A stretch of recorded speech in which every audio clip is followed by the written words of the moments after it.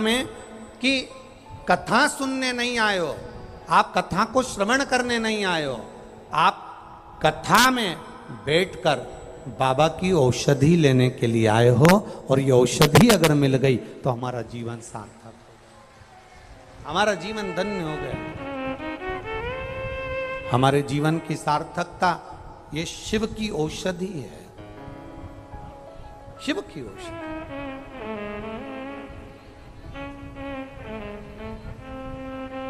हो सकता है थोड़ा समय लगे, थोड़ा हम फिर कहेंगे वो थोड़ा दुख कटने में समय लग सकता है, पर बाबा जब संभालता है तो फिर कोई तकलीफ, कोई दुख, कोई परेशानी, कोई कष्ट नहीं आता।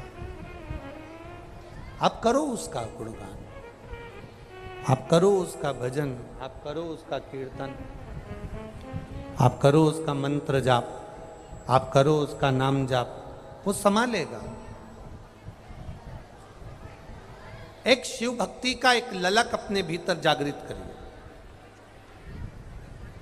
कई लोग कहते हैं अगर हमारे घर में शिवलिंग नहीं है, शंकर का अगर शिवलिंग नहीं है तो फिर हम शंकर की आराधना कैसे करें। हम आपसे एक बात कहना चाहेंगे, अपने घर में एक छोटा शिवलिंग होना चाहिए, होना चाहिए। और मान लो नहीं है, आपके परिवार के लोग नहीं राजी हो रहे, आपके घर के लोग नहीं राजी हो रहे, आपके परिवार के लोग राजी नहीं हो रहे हैं, तो फिर क्या करोगे। तो कहा शिव महापुराण में सुंदर आनंद के साथ विद्येश्वर संहिता में कहा कि शिवलिंग नहीं होने पर जब आप मंदिर में दिया लगाते हो,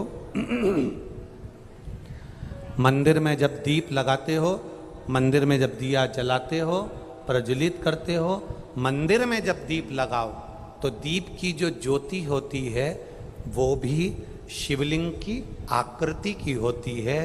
तब उस समय पर ज्योतिर्लिंग का स्मरण करो और अपना कार्य सफल करो।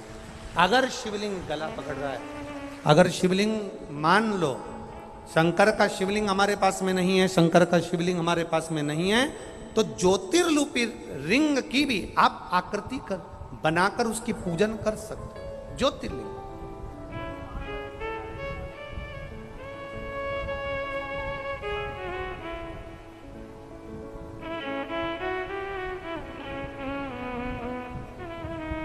वो क्या बोलते आप लोग, मन मेरा मंदिर आंखें दिया बाती, होठों की है तालियां रोम फूल बाती, रोम रोम जीभा तेरा नाम पुकारती है माँ तेरी आरती।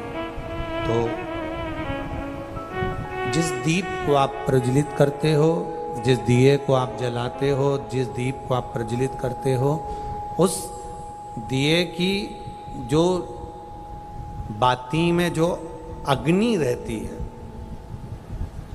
वो भी लिंग का स्वरूप है, वो भी लिंग का स्वरूप है।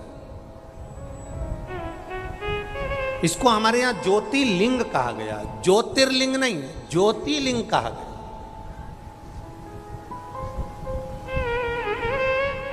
कि एक ज्योति में भगवान शंकर की आराधना करना, भगवान शिव की स्तुति करना, भगवान शंकर की आराधना में डूबना, एक ज्योति के प्रतिबिंब में, एक ज्योति के स्वरूप में। शिव कथा कह रही है, भगवान शंकर का संवाद कर रहा है।